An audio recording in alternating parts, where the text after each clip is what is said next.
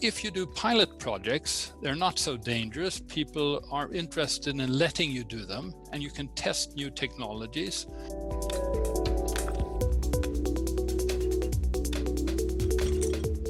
And if we put in the environmental requirements in these procurement processes, we can go very far.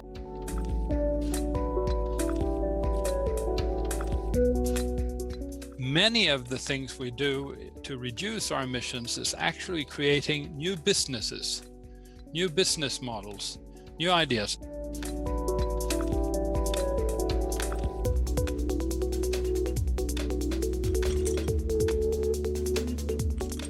Very difficult to go like to the city hall and say we want to do it in a completely new way instead, because then it doesn't work with the silos.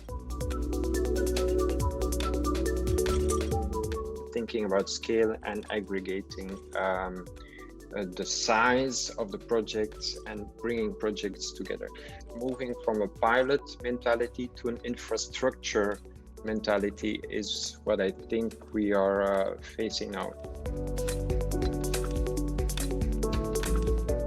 How can we bundle measures?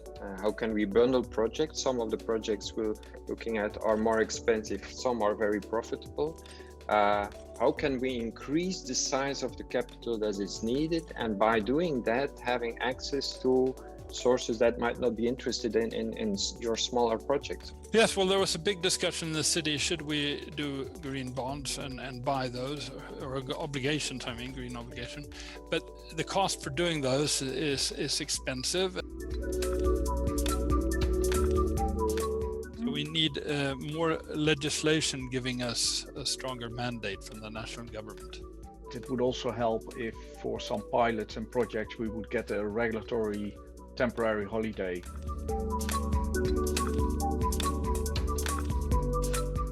The bill should not be footed by cities who are chronically underfunded.